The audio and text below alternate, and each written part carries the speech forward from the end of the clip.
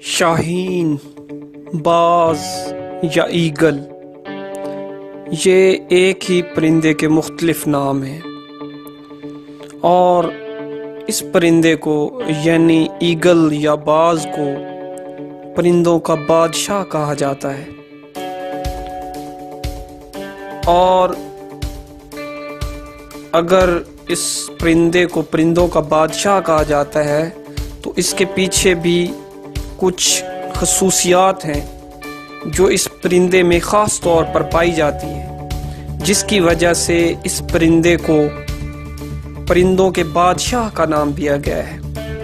تو اگر یہ خصوصیات حضرت انسان، جو کہ ایک اشرف المخلوقات ہے، اپنے اندر پیدا کر لے یا اپنے اندر سمو لے تو وہ بھی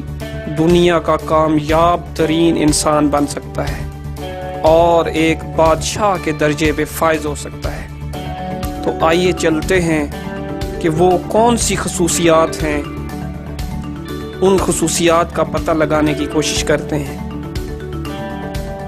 ایگل کو آپ نے دیکھا ہوگا کہ یہ اکثر اکیلا اڑتا ہے اور بہت بلندی پہ اڑتا ہے، یعنی یہ خود پر بھروسہ رکھتا ہے اور اپنی طاقت پر بھروسہ رکھتا ہے اور کسی پر انحصار نہیں کرتا اور نہ ہی کسی کے ساتھ سہارے پہ جیتا ہے، اور اپنی نگاہ ہمیشہ اونچی رکھتا ہے اور ہمیشہ اونچائی کی بلندی کی طرف دیکھتا ہے اور بلندی کی طرف اڑان بھرتا ہے۔ تو اگر یہ خصوصیت ایک انسان اپنے اندر پیدا کر لے، اپنی سوچ اتنی طاقتور کر لے، اپنے آپ پر بھروسہ کرنا سیکھ لے، اپنے آپ پر انحصار کرنا سیکھ لے، کسی کا سہارا اور کسی کے بھروسے پہ جینا چھوڑ دے اور صرف اپنی ذات پر بھروسہ کرنا سیکھ لے، تو یہ ضرور اپنی زندگی میں کامیابی حاصل کر سکتا ہے۔ اور دوسری بات جو کہ اس پرندے میں ہے وہ یہ ہے کہ یہ کبھی کمزور پرندوں کے ساتھ نہیں اڑتا۔ آپ نے کبھی بھی شاہین کو چھوٹے پرندوں کے ساتھ اڑتا ہوا نہیں دیکھا ہوگا۔ یہ ہمیشہ اپنے جیسے ہی پرندوں یعنی شاہین یا باز کے ساتھ ہی اڑنا بہتر سمجھتا ہے اور اپنا ہم نوا یا ہم سفر بناتا ہے۔ تو یہاں سے بھی ہمیں ایک نتیجہ ملتا ہے کہ ہمیں اگر زندگی گزارنی ہے تو اپنی سوچ کے مطابق پہلے نمبر پہ تو اپنی سوچ کو بہتر بنائیں، پختہ بنائیں، مضبوط بنائیں، طاقتور بنائیں۔ پھر جب ہم اپنا سفر اختیار کریں تو وہ بھی ایسے لوگوں کے ساتھ اختیار کریں جو کہ پختہ سوچ کے مالک ہوں، طاقتور اور مضبوط سوچ کے مالک ہوں اور خود پر بھروسہ رکھتے ہوں۔ تو پھر بھی یہ انسان کی کامیابی اور دنیا میں کامیاب ہونے کی ایک کنجی ثابت ہو سکتا ہے۔ اور تیسری بات کہ ایگل یا شاہین کی قوت بصارت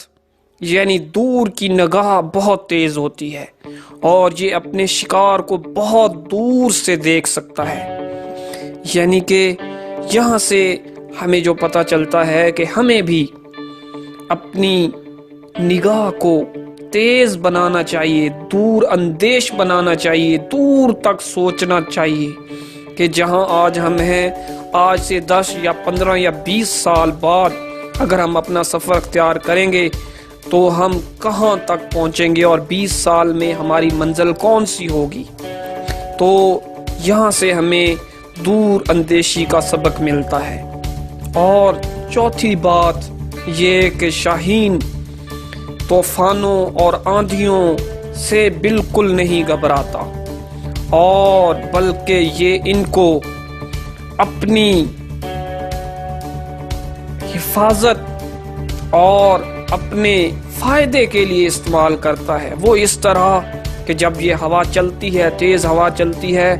تو یہ ہوا کے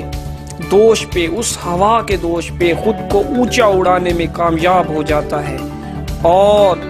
بادلوں کا سہارا لیتا ہے۔ یہاں پہلے بات ہوئی تھی سہارا نہ لینے کی، لیکن یہ بادلوں کا سہارا، یہ جو بلندی پر ہوتے ہیں ان کا سہارا اس طرح سے لیتا ہے کہ یہ ویسے تو اس کے لیے ایک مشکل اور مصیبت ہے، عام پرندوں کے لیے تو بادل ایک مصیبت ہے، ایک مشکل ہے، ایک امتحان ہوتا ہے، لیکن یہاں پہ شاہین بادلوں کو یعنی اپنی مصیبت یا مشکل کی گھڑی کو اپنا سہارا سمجھتا ہے اور بادلوں کا سہارا لے کر مزید اپنے آپ کو طاقت اور ہمت دے کر اونچا اڑا لے جانے میں کامیاب ہو جاتا ہے۔ تو یہاں پر بھی ہمیں ایک سبق ملتا ہے کہ ہمیں اپنی مشکلوں اور مصیبتوں سے گھبرانے کی بجائے ہمیں ان کا سہارا لینا چاہیے، ہمیں ان سے ٹکرانا چاہیے اور ہمیں اپنے اندر وہ ہمت اور طاقت پیدا کرنی چاہیے کہ ہم ان مصیبتوں اور مشکلات سے لڑیں۔ اور ہمیشہ یہ بھی کہتے ہیں کہ سونا تپ کر بٹھی میں کندن بنتا ہے، یعنی اگر آپ جب تک مشکلوں یا مصائب سے لڑیں گے نہیں، اپنے اندر ہمت پیدا نہیں کریں گے تو آپ بڑے انسان نہیں بن پائیں گے۔ تو یہ تھی وہ چند باتیں جو ایک شاہین میں ہوتی ہیں، ایک پرندوں کے بادشاہ میں ہوتی ہیں۔ تو یہ وہ باتیں ہیں یا یہ وہ خصوصیات ہیں جو ایک انسان اگر اپنے اندر پیدا کر لے تو وہ بھی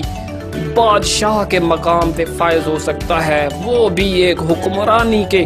مرتبے پہ فائز ہو سکتا ہے، وہ بھی انسانوں میں کامیاب ہو سکتا ہے، وہ بھی دنیا میں کامیابی کی منزلیں